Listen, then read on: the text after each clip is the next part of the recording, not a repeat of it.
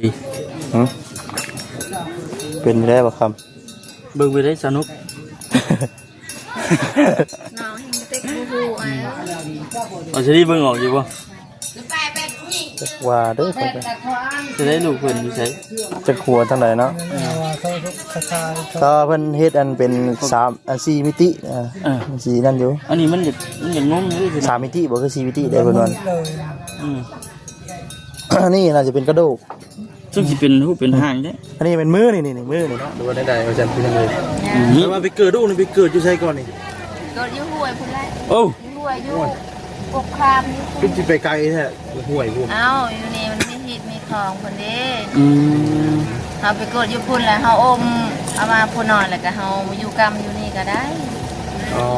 ผัวนี่ได้ไปนำบ่ ไปน้ ไปนำมีแต่ผัวนี่ไป ำบ่แล้วเอามาสาวเว้นและเฮาไปเฮาก็ย่านและพอเดียว ทางเป็นเนาะ มีอย่างแน่ที่เฮาเกี่ยมสมมุติว่าเฮาได้ไปเกิดอยู่ป่า ก็มีแต่อันนั้นได้คาเพลงแบบว่าชิ้นมีแต่ผมลูกน้อยเด้ คือว่าได้เพิ่นเคยเกิดไปที่ตะไดมาเนาะ บ่ มีคนใดแน่ที่ได้ไปเกิดอยู่ห้องหมอที่เกิดก่อนมัน คนในบ้านนี่บ่ บ่ทางนั้นเจ้าเองนะ บ่ เกิดแต่อยู่ในป่าเลย โดย บ่ได้เคยไปเกิดอยู่ห้องหมอเที่ยวบ้าน บ่ อืม บ่ฮู้แหละพวกนี้ ได้ดูแต่ละคนกัน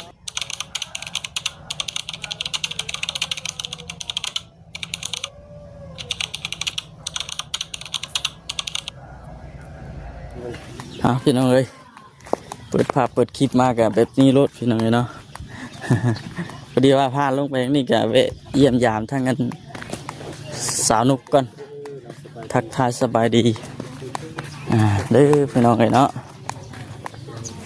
เกิดระบบที่ไม่อู้ครับ ฮะแม่นรีบจักกันนี่ฮะ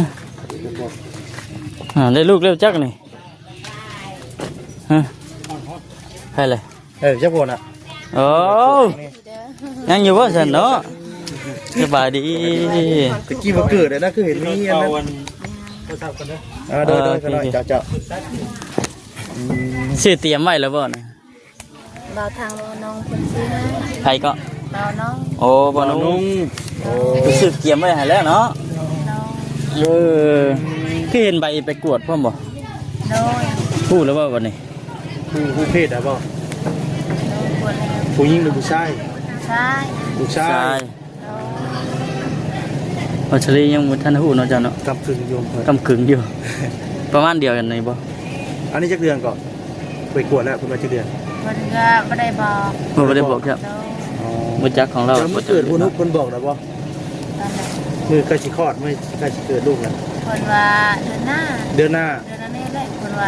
ไปกวดเดือนนั้นกับว่าเดือนอันนี้วันที่25เดือน3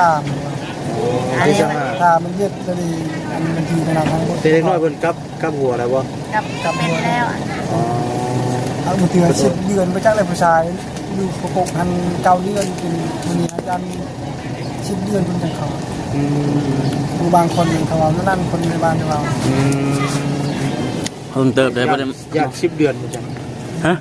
ทางอ้ายเพิ่นว่าญาติ10เดือนบ่ซั่น 10 เดือนพุ่น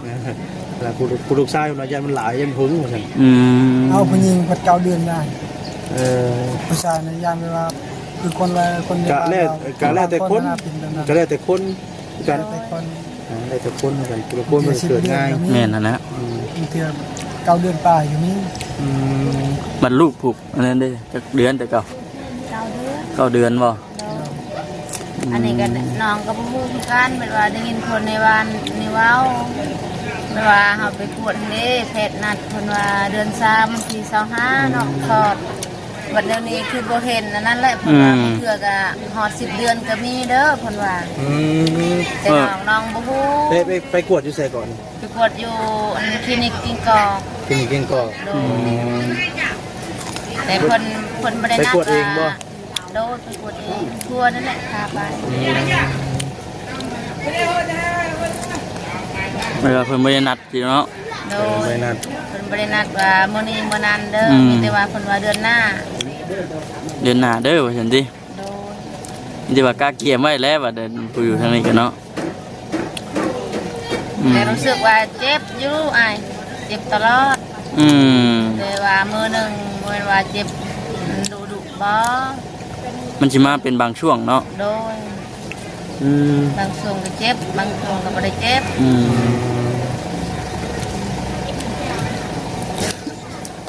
หึงเลยบ่ได้มาเยี่ยมมาเยี่ยมเบิ่งก่อนตะกี้ว่าบ่ได้มาเนี่ยเกิดลูกแล้วบ่หรือว่าพ่อลูกบ่เนาะหรือว่าใดๆเอาจำพี่จังเลยแต่ว่าไปเกิดลูกนี่ไปเกิดอยู่ไสก่อนนี่เกิดอยู่ห้วยพุ่นแหละโอ้ห้วยอยู่ปกครามนี่สิไปไกลแท้ห้วยพุ่นเอ้าอยู่นี่มันมีหิดมีคลองพุ่นเด้เฮาไปเกิดอยู่พุ่นแล้วเฮาอมเอามาพุ่นนอนแล้วก็เฮาอยู่กรรมอยู่นี่ก็ได้ผัวนี่ได้ไปนำบ่ไปนำมีแต่ผัวนี่ไปบ่แล้วเอาสาวเว้นแหละเฮาไปเฮาก็ย่านแล้วพอเดียว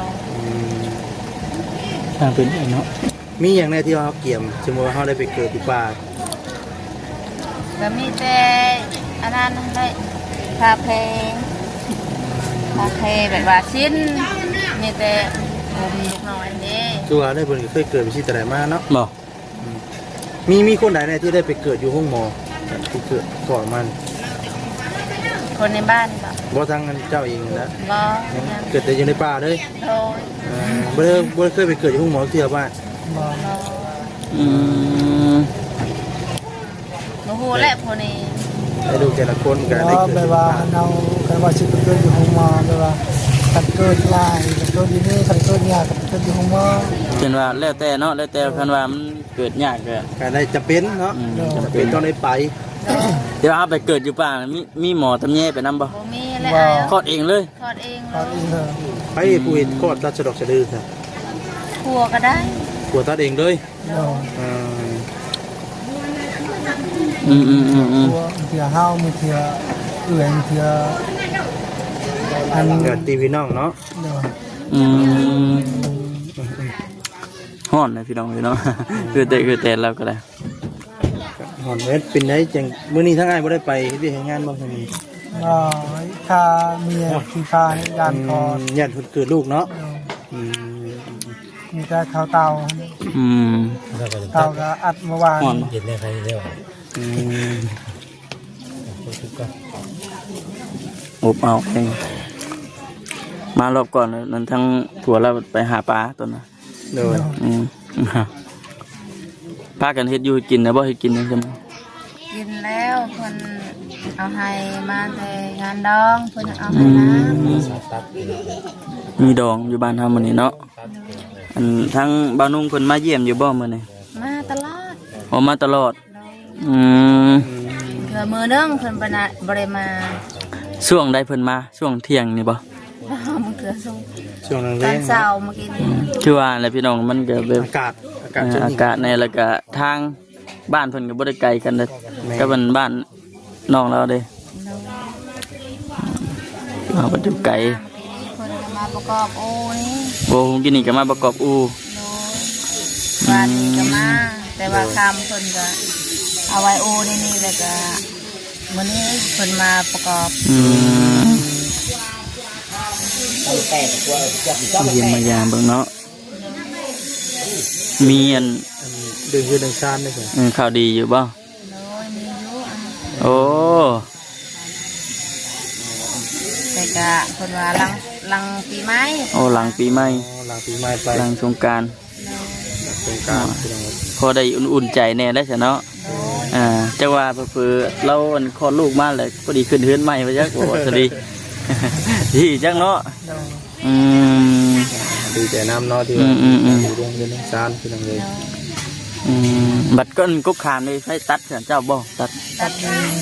ตัดเองโอ้กุ๊กขามถ้ามันเดินเฮือนเราเลยพี่น้องเลยกุ๊กขามบ้าใหญ่หนึ่งเป็นมองโต๊ะมองนั่งกินข้าวแม่เดี๋ยวได้กันไปเช่นกันพอนำคนในบ้านนี่แหละดึงเวลามันชิลมนะยันมันลมไปทับเพื่อนบ่พอพยัดยังไงทางบ้านคอยห้อนลงไปเทือละกิ่งเทือละง่าใช่ป่ะบ่ได้บักกกเลยบักกกมันเลยคิดว่าห้อนถึงแม่โ ผมมันก็หลายคนได้นี่เนาะ เนาะ ใส่คนจำนวนหลายนะเนาะ แม่นคิดว่าแบบว่าขึ้นไปแล้วก็ฮอนงาลงต่ำลงต่ำลง ว่า มันสูงเลยอ่ะ มันสูงบ่ ว่าสิขึ้นตันแบบนั้นหักพยกพยายว่าจะขึ้นได้ทำบักเอาไปมีพี่น้อยตกมาที่ถึงโอ้ อืมเขาก็คิดย่านแน่ได้เนาะ ย่านแน่นอนคนสูงเนาะ แม่น แต่ แล้ว ละอย่างมันล้มเลยแห้งตัวแห้งเนาะ คือว่าตัดแล้วพี่น้องเอ้ยเนาะต้นไม้แต่ว่าบ่อนเพิ่นสิปลูกเรือนปลูกช้างก็แม่นจุดบ่อนเมื่อกี้นี้แหละพี่น้องเอ้ยเนาะบ่อนเอากับบาสลีไปรอเบิ่งผู้หัน โดย แม่นดีมุกดีใจนำมีแต่ว่ารอลุ้นรอเบิ่งกันแหล้วว่าเป็นจังไดนะพี่น้องเอ้ยเนาะเฮาก็จะเข้ามาเบิ่งอยู่ ทั้งในท้องเพิ่นเป็นผู้ชายเนาะลูกชายอีก คันว่าบ่ไปกวดก็บ่ฮู้หยังเลยแล้วเราก็ได้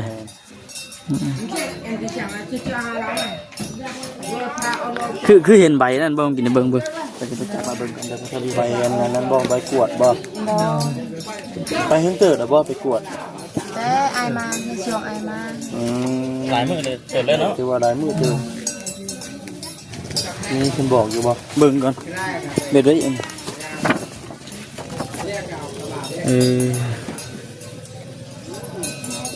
เบิ่งออกบ่ว่าสดี เป็นได้บ่คำ เบิ่งไปได้สนุก น้องเฮงกระติกบูฮูไอ้ เอาสดีเบิ่งออกอยู่บ่ ว่าเด้อ จะได้ลูกเพิ่นอยู่ไส จะขัวทางใดเนาะ ว่าเขาคล้าย ก็เพิ่นเฮ็ดอันเป็น3อัน4มิติสีนั่นอยู่ อันนี้มันจะงงอยู่พี่น้อง 3มิติบ่คือ4มิติได้เพิ่นว่า เลย นี่น่าจะเป็นกระดูก ซึ่งสิเป็นรูปเป็นหางเด้ อันนี้เป็นมือนี่มือนี่มือกำปั้นเด้ในหัวในท้องนี่ ปิดลงได้หน่อยติ กำลังสิกลับลงเลย เ ยังเด็กน้อยกลับหัวพี่น้องเลย นาะ เฮ้ยวันนุ่งคนกลับมาแล้วเนาะโอ้ยพี่น้องเลยจังหวัดจับปิดอยู่จังเลยเนาะ มาแล้วพี่น้องสบายดีเด้อ สบายดีเด้อเนาะทางวันนุ่งพี่น้องเลยโอ้เจ้าบ่ได้จ่ามานำทางเมื่อกี้นี่ข้ายุเสียเนาะนี่ว่าจ่ามานำทาง ช่วงอยู่ดิ ช่วงอยู่วันนุ่งคนมาบ่ว่าซั่น ว่าซั่น พี่น้องเลย เบิ่งออกอยู่บ่ลองสาธิตเบิ่งดูเจ้า ลองเบิ่งดูเนาะ ลองเบิ่งดูฮะ เป็นนี่ใด เบิ่งบ่ออกไอ้ เบิ่งบ่ เป็นภาษาอยู่บ่ บ่ บ่ได้เฮียนบ่ โอ้ บอกว่าคือการเมีย พวกก็บ่ได้เรียน บ่ได้เข้าห้องเฮียนเลยบ่ โดนปึกหมด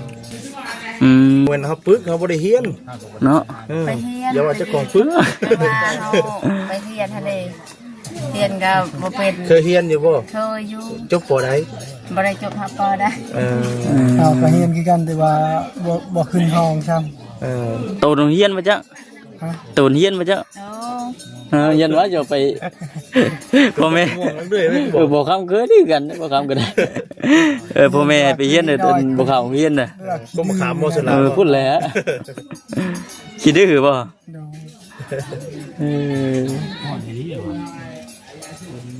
กักพี่น้องคือทั้งไอ้เรานี่ก็เป็นมาเตนพลานมาจอน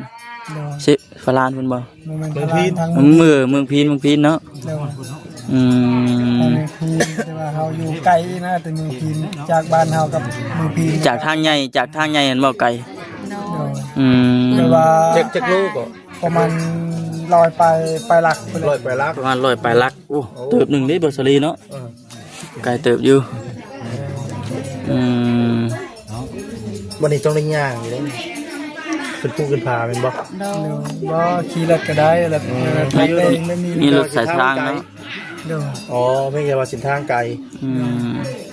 ไม่ว่าเฮาไปแต่เช้ามันเที่ยงฮอด9 โมง 10 โมงพุ่นแหละจังฮอด อืม เมืองพีน ที่นี่มา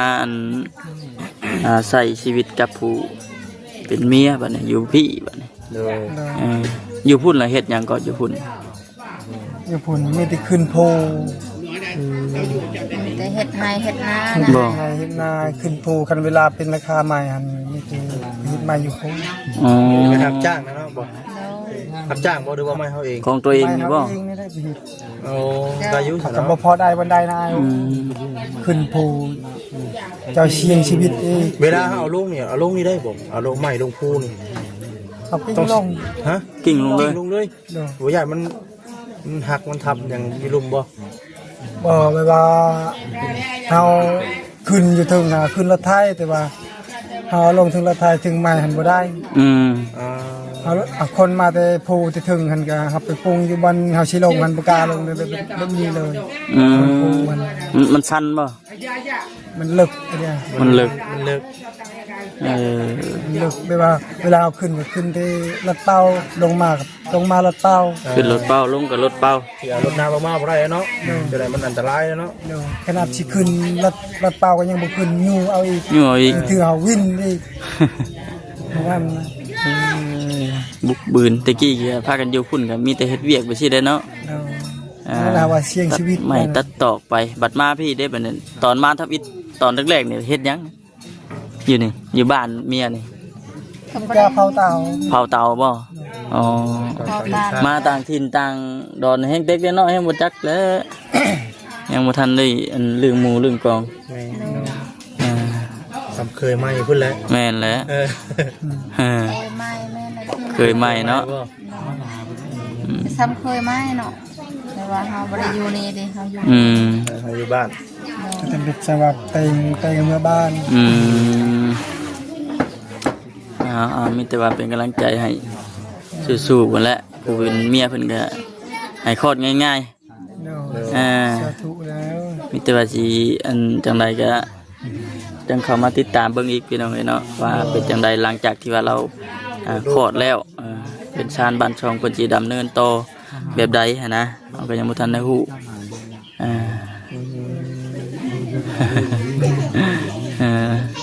คือสิดีใจอยู่ดอกเราก็ได้เนาะ โดย เพราะว่า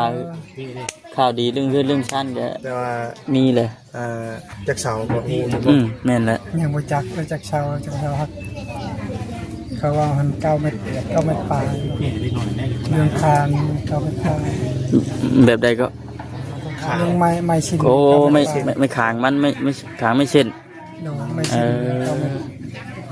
โอ้คุณสิเติบนึงอยู่ด้วย เรื่อง ใช่ เช้า เนาะ หันเขาพระเจ้าเฮาเรื่องไอ้ทำแบบนี้พระจัก เรารุ่นเบิ่งเนาะ อีต่างเข้าชีให้นั่นขนาด อืมติดตามเบิ่งกัน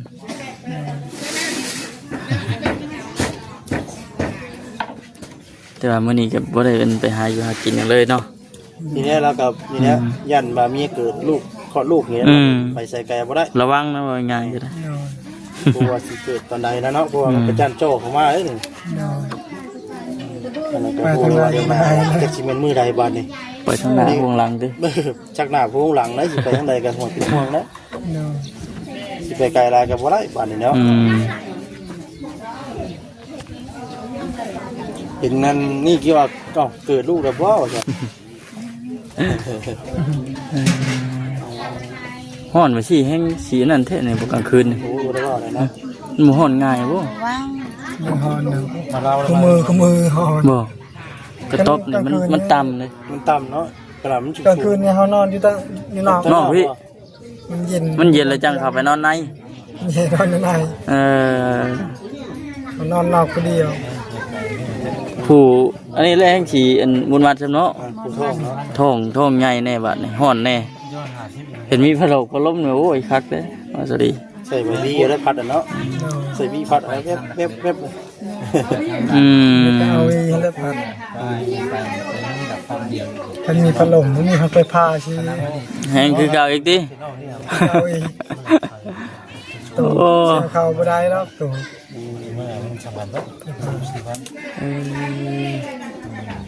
เอาเนาะจะสิประมาณนี้แหละฉันพี่น้องเนาะ ลมแล้วทำได้ และทั้งว่านุ่งเพิ่นก็มาแล้วก็เดี๋ยวเพิ่นสิเข้ามาถามไทยนั่นแหละพี่น้องเนาะโอเคเด้อสู้ๆสบายดี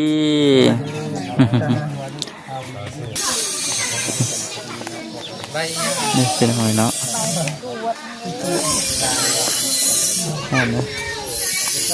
ปะจะพี่น้องคลิปนี้ก็จบก่อนบอกคำก็ได้จังใดก็ยินดีไม่แห้งพี่น้องติดตามเบิ่งไปน้ำกันโอเคสบายดี